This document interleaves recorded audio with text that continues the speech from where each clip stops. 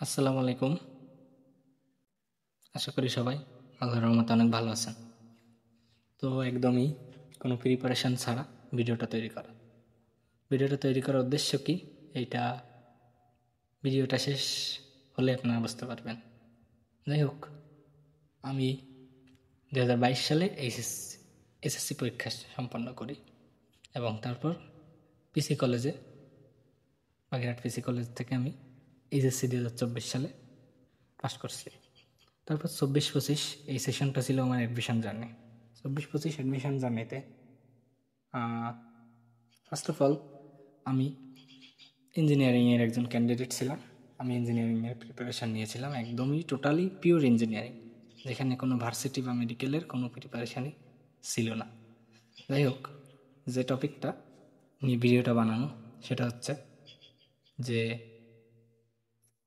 What about my admission journey, মানে আমি কী করলাম অ্যাডমিশানে এবং কই চান্স হলো, কই পড়তেছি, এসব। তো এটা কে জানতে চাইছে? ফার্স্ট অফ অল এটা আমার ফ্রেন্ড লিস্টে যারা আছে, আমার আত্মীয় স্বজন এবং আরও অনেকে জুনিয়র, তো প্রত্যেকরে আসলে ইনবক্সে মেসেজ করে বা আসলে অত ডিটেলস বলা আসলে সম্ভব না আলাদা আলাদাভাবে। সেজন্যই ভাবলাম যে একটা ভিডিও বানাই, এই ভিডিওটা মেক করে আমি সবাইকে এটার মাধ্যমেই জানাই দিই। তো ফার্স্ট অফ অল আমার অ্যাডমিশন জার্নি শুরু হয়েছিল মোস্ট প্রবাবলি কুয়েট অ্যাডমিশন থেকে। কুয়েট অ্যাডমিশন তো একদমই উইথাউট প্রিপারেশান বলতে আমার তো পূর্বে কোনো অ্যাডমিশনের কী বলে অভিজ্ঞতা নেই। আমি কুয়েট অ্যাডমিশনে প্রথম গেছিলাম, একদম ফার্স্ট অ্যাডমিশন টেস্ট বলা যায় আমাদের সেশনে। তো মোটামুটি পরীক্ষা দিয়েছিলাম, কিন্তু কুয়েট অ্যাডমিশন টেস্টে যখন রেজাল্ট দিল 3 দিন পর, আমি দেখলাম আমার ফলাফল একদমই বাজে। পজিশন মোটামুটি 6-7 হাজারের উপরে, পজিশনটা এক্স্যাক্টলি আমার মনে নাই, বাট 6-7 হাজারের উপরে হবে। তো এখানে আমার চান্স হবে না আমি জানি। আচ্ছা, তারপর আমার অ্যাডমিশন টেস্ট চলে আসলো, মেডিকেল অ্যাডমিশন টেস্ট। একদমই কিউরিসিটি থেকেই মেডিকেল অ্যাডমিশন টেস্টে আমার পার্টিসিপেট করা, এবং সেখানে মোটামুটি আমি 51.75 আর 49.75 দুইটার ভিতরে যে কোনো একটা এরকম হবে আমি নাম্বার পাই। মোটামুটি পরীক্ষা দিয়েছিলাম, একদমই প্রিপারেশান ছাড়া যাকে বলে। তো আমি হ্যাপি ছিলাম, আলহামদুলিল্লাহ ভালোই। এরপর যে পরীক্ষাটা আসলো আমার, সেটা হচ্ছে most probably CUET admission test. হ্যাঁ, চুয়েট অ্যাডমিশন টেস্ট আমাদের শুধুমাত্র রিটেন হয়েছিল, এবং আমি খুলনা থেকে বাসে চুয়েটে রওনা দিই। তো সেখানে যেদিন আমার পরীক্ষা পরের দিন ছিল সকাল 9টা, মোস্ট প্রবাবলি 9টা কি 10টা এরকম। সেটা ছিল সম্ভবত চট্টগ্রাম এর একটা কলেজটার নাম তো হ্যাঁ চট্টগ্রাম ক্যান্টনমেন্ট কলেজ নাকি ওই টাইপের কিছু, আমার ঠিক মনে নাই। যাই হোক, তো ওইখানে আমরা যে পৌঁছাতে মানে সারা রাত বাসে জার্নি করে মোটামুটি 6টা বেজে গেছে, 5টা 6টা এরকম ভোর। ওই সময় বাসের ভিতরে একটু ফোটাও ঘুম পড়াও সম্ভব না। অনেক স্টুডেন্ট আছে, আমি যাদের মধ্যে বসছিলাম স্পেশালি ওরা এনজয় করতেছিল, ওরা সাউন্ড বক্স বাজাচ্ছিল বিভিন্ন রকম, মানে ওদের কাছে মনে হচ্ছিল যেন বরযাত্রী এই টাইপের। তো আমি ঘুমাতে পারিনি। আমি যখন গেলাম ওইখানে, আমি একটা চার দোকানে চা খাইছি। চা খাওয়ার পর কেমন যেন আমি ঘুমায় যাওয়ার মতো অবস্থা। তখন আমার যে চাওয়ালা মামা বলতেছে যে এখানে ঘুমায় না, এই এলাকাটা মোটেও ভালো না, একদমই ভালো না, তোমার সব কিছু নিয়ে যাবে এই টাইপের। আমরা 2 বন্ধু ছিলাম, তো আমি সেখানে আর ঘুমাতে পারিনি। দেন যখন হলে প্রবেশ করি, হায় রে বাবা, কয়েকটা কোশ্চেন আমি এত ইজি আমি ফার্স্টে অ্যান্সার করছি। মোটামুটি এক টানা 10-12টা কোশ্চেন অ্যান্সার করার পর মানে আমি টোটালি চোখে কিছু দেখতেছি না এই টাইপের। তারপরেও অনেকগুলো কোশ্চেনই অ্যান্সার মোটামুটি করছিলাম, কিছু ভুল হয়েছে। তো তারপর কী হইলো, এটার রেজাল্ট, হ্যাঁ এটার রেজাল্ট একটু পরে বলবো। এরপর আমার যেটা আসলো সেটা হচ্ছে মোস্ট প্রবাবলি বুয়েটের প্রিলিমিনারি নাকি রুয়েটের প্রিলিমিনারি।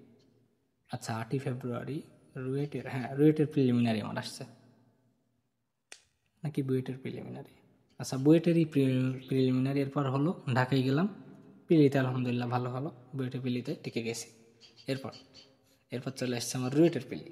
তো রাজশাহী গেছি, রুয়েটের পিলিতেও খুব সুন্দর পরীক্ষা হয়েছে, একদম বলা যায় সবগুলোই মোটামুটি অ্যান্সার করছি, 99 বা 98 এই টাইপের। তো এরপর যেটা হয়েছে, রুয়েটের প্রিলিতেও রেজাল্ট দিয়ে দিল। আচ্ছা, রুয়েটের প্রিলির পরে তো আমার বুয়েট অ্যাডমিশন টেস্টে রিটেন হয়েছে, এবং রিটেন এত বাজে হয়েছে যে আমি জানি আমি ফেল করব বুয়েটে, স্পেশালি বুয়েটে। আচ্ছা, এরপর যেটা হলো আমার রুয়েটের যে রিটেন এক্সাম, জানি বুয়েট এবং রুয়েট এমসিকিউ এবং রিটেন, অর্থাৎ প্রিলি এবং রিটেন এই দুইটা ধাপে পরীক্ষা নিই। তো আমি দেখুন রুয়েটে যেদিন রিটেন, ওই দিন আমি রাজশাহী ভার্সিটির একটা হলে ঘুম আসে, হুট করে ঘুম না, আমি একটু রিভিশন দিচ্ছিলাম ওই সময়, দেখি আমার ফোনে হুট করে মেসেজ আসছে চুয়েটের রেজাল্ট, এবং চুয়েটের রেজাল্টে দেখি যে 3175তম। তো আমি ভাবলাম হয়তো একটা সিট পেয়ে যাইতে পারি শেষের দিক, একটু খারাপ হয়েছিল ওই যে ঘুমের জন্য। তো পরবর্তীতে তো আর পেলাম না, কারণ চুয়েটে আমরা জানি সর্বশেষ 2985 আর 86 এই পর্যন্তই লাস্ট মেরিট, একদম সিট পাইছে, তারপর আর পাই না। আচ্ছা, চুয়েটকে এরপরে রুয়েটের রিটেন আলহামদুলিল্লাহ অনেক ভালো হলো। তারপর আর কোনো অ্যাডমিশন টেস্ট দিছে কিনা, তারপর ডিউর অ্যাডমিশন টেস্ট ছিল, তবে আপনারা যারা জুনিয়র আছেন আর যারা আমার ব্যাচমেটরা অলরেডি জানে যে ডিউর জন্য কিন্তু আলাদা প্রিপারেশন নেওয়া লাগে। হ্যাঁ, ইঞ্জিনিয়ারিং নিলে ডিউর জন্য কিছু কিছু প্রিপারেশন হয়, but biology, what ever biology, তারপর কেমিস্ট্রির অনেক মুখস্থর বিষয় আছে যেটা ইঞ্জিনিয়ারিংয়ে একদমই লাগে না। তো এইভাবে আমি ডিউ যখন এক্সাম দিছি, আমার ফিজিক্স অনেক ভালো হয়েছে, ম্যাথ অনেক ভালো হয়েছে, কেমিস্ট্রির যেগুলো মুখস্থ এবং ছোটো ছোটো কনসেপ্ট ওই টাইপগুলো আসলে ওই প্রিলির সময় পড়ছি, ওই সময় ভুলে গেছি, খুব বেশি ভালো হয় না কেমিস্ট্রি। আর বায়োলজি একদম ফেল। এবং একটা কথা বলে রাখা দরকার, বায়োলজি ছিল আমার ম্যান্ডেটরি সাবজেক্ট, যদিও আমি ইঞ্জিনিয়ারিং ক্যান্ডিডেট, বায়োলজি আমার ম্যান্ডেটরি সাবজেক্ট ছিল। তো সেইখান থেকে বায়োলজিতে ফেল আসছে, মানে ডিউতে ফেল একদম। আমি বুঝছিলাম ডিউতে ফেল আসবে, কারণ বায়োলজি আমি যখন লেখা শুরুই করছি তখনই দেখি আমার টাইম শেষ, অন্যগুলো করার পর বায়োলজি ধরছি, টাইম শেষ। আচ্ছা, এরপর ছুটি কাটাচ্ছি, আর তো কোনো অ্যাডমিশন টেস্ট নাই, আর আছে খুলনা ভার্সিটি, যেটা আমার মনে হয়েছিল যে লাগবে না, কারণ তার আগে রুয়েটে চান্স হয়ে যাবে। তো তারপর একদিন রাতে হুট করে বুয়েটের রেজাল্ট দিছে, যদি আমি জানি চান্স পাবো না, তারপর একটু চেক দিলাম, তো চেক দিয়ে দেখি না, আমার নাম নাই, কারণ আমার পরীক্ষা এত বাজে হয়েছে। বুয়েটের প্রিপারেশন খুব ভালো ছিল, কিন্তু আসলে কেন জানি না যে খুব বেশি আপসেট হয়ে গেছিলাম। যাই হোক, এরপর ওই দিনই মানে পরের দিন সকালে, যে রাত্রে বুয়েটের রেজাল্ট দিছে, পরের দিন সকালে রুয়েটের রেজাল্ট। তো রুয়েটের রেজাল্ট চেক দিলাম, আমার রিটেন অ্যাডমিশন টেস্টের রোল নাম্বার এবং রেজিস্ট্রেশন নাম্বার এবং অন্যান্য যাবতীয়, আমি টোটালি অ্যাডমিটের পেপারটা এখানে অ্যাড করে দিব, সমস্যা নেই, আপনারা চেক করে নেবেন যার দরকার। তো আমার রেজাল্টটা আসলো, পজিশন আসলো 2022তম। তো আমি ইজিলি ভালো সাবজেক্ট পাবো, আমি বুঝে গেছিলাম ইজিলি ভালো সাবজেক্ট পেয়ে যাবো। আচ্ছা, তারপর কি হইলো? তারপর যেটা হইলো সেটা হচ্ছে অনেক দিন ছুটি টুটি কাটানোর পর শেষে খুলনা ভার্সিটির এক্সাম আসলো। খুলনা ভার্সিটির এক্সাম যখন আসলো, তখন আসলে এক ফ্রেন্ডের বাসায় আমি বেড়াইতেই যাবো সেই উদ্দেশ্যে খুলনা গেলাম, যে ওরাও পরীক্ষা দিচ্ছে, তো ভাবলাম দিই পরীক্ষাটা, দিই দেখি, ভার্সিটি তো প্রিপারেশন নিলাম, কেমন কী র্যাঙ্ক আসে একটু দেখা যাক। তো আমি গেছি খুলনা ভার্সিটির এক্সাম দিছি, ভালোই হয়েছিল, ভালো বলা যায়।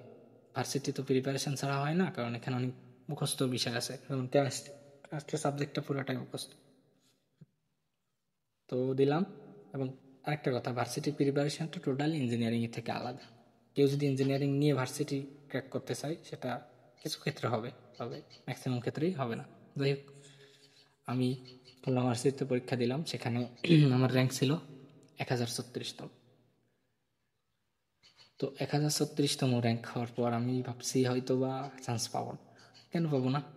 কারণ হলো, ও আচ্ছা, এটা বলার আগে তোমার রুয়েটের কাহিনীটা বলা লাগবে, মেইন টপিক, ভিডিওর মেইন টপিক।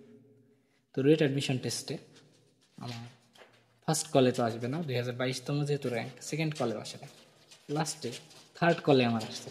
তো থার্ড কলে আসছে এবং আমার ডেট দিছিল 28 28 কত মার্চ নাকি এপ্রিল, যাই হোক এরকম কিছু একটা দিছিল, 28 তারিখ কোন মাসে। তো আমি যথারীতি 2 দিন আগেই রাজশাহী ভার্সিটি কলেজে উঠছি এক বড় ভাইয়ের কাছে। তো কলেজে ওঠার পর আমি রাজশাহী ভার্সিটি ঘুরছি, অনেক কিছু বেশ সেল করছি, কারণ আমি আসছি রুয়েটে ভর্তি হইতে, খুবই মজা, মানে মনে একটা আলাদা আনন্দ যে আমার ড্রিম ভার্সিটি না হোক ইঞ্জিনিয়ারিং ভার্সিটি, যেটা আমার প্রিপারেশান ছিল।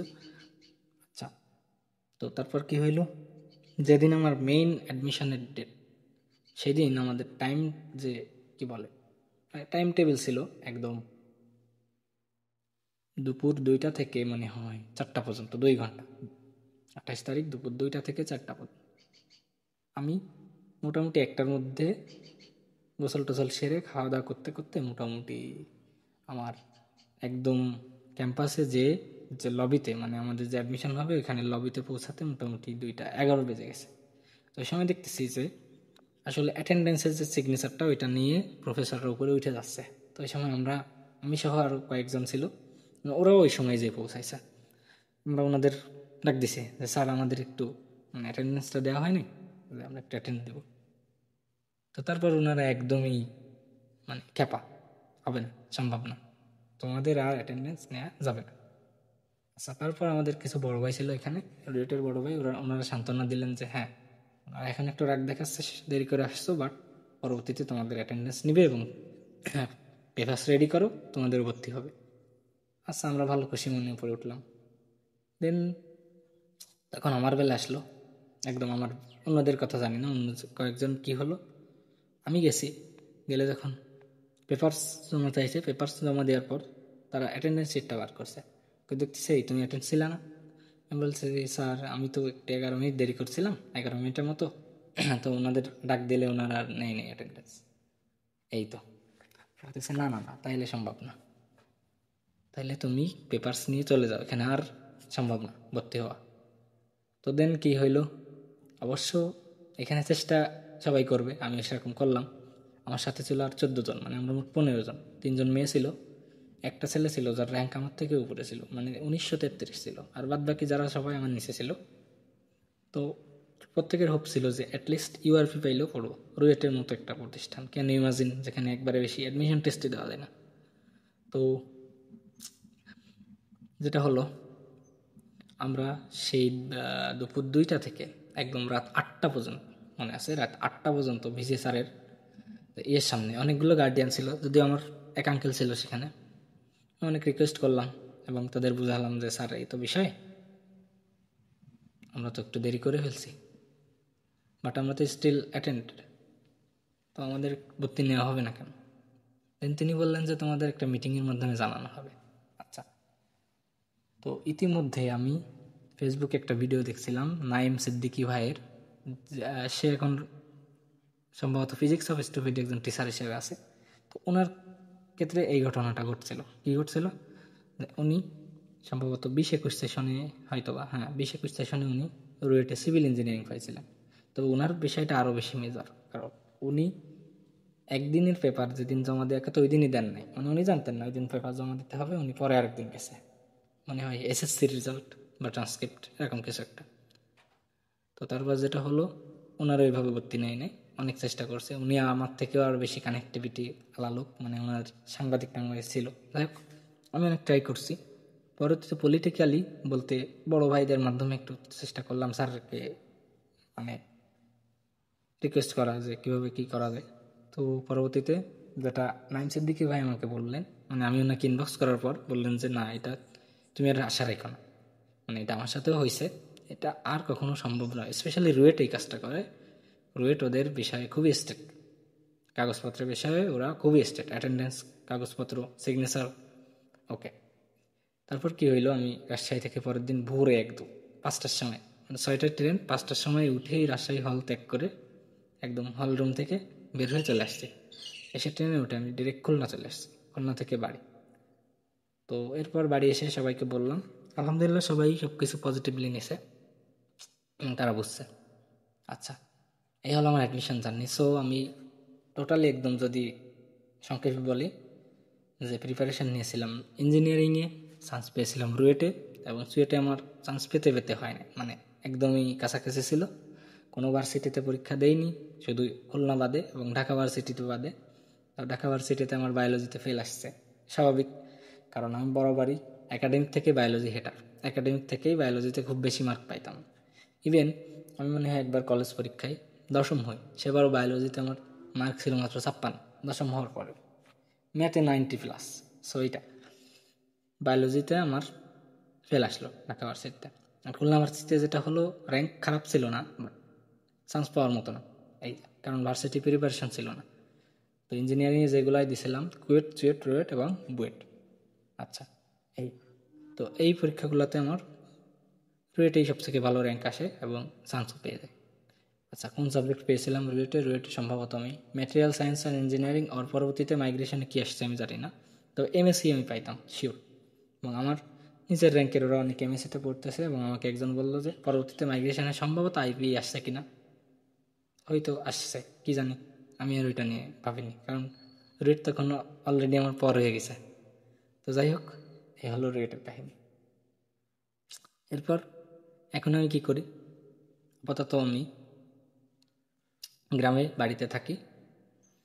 ঢাকা সেন্ট্রাল ইউনিভার্সিটি, মানে আমরা সহজ বাংলায় যেটাকে 7 কলেজ বলি, ওটা পরীক্ষা দিছিলাম জাস্ট ফর সিকিউরিটি, যেহেতু সেকেন্ড টাইম দিব। তো সিকিউরিটির জন্য কোথাও ভর্তি থাকা দরকার, আসলেই দরকার এটা, এবং এটা বুদ্ধিমানের কাজ। এই জন্য পরীক্ষা দিলাম, 228তম হয়েছি।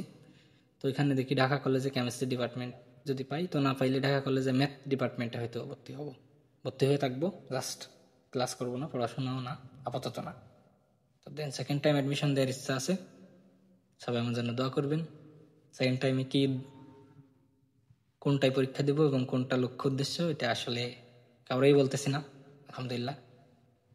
আপনারা শুধু দোয়া করবেন। আশা করি সবার সব রকম যত প্রশ্ন ছিল সব কিছুর উত্তর পেয়ে গেছেন।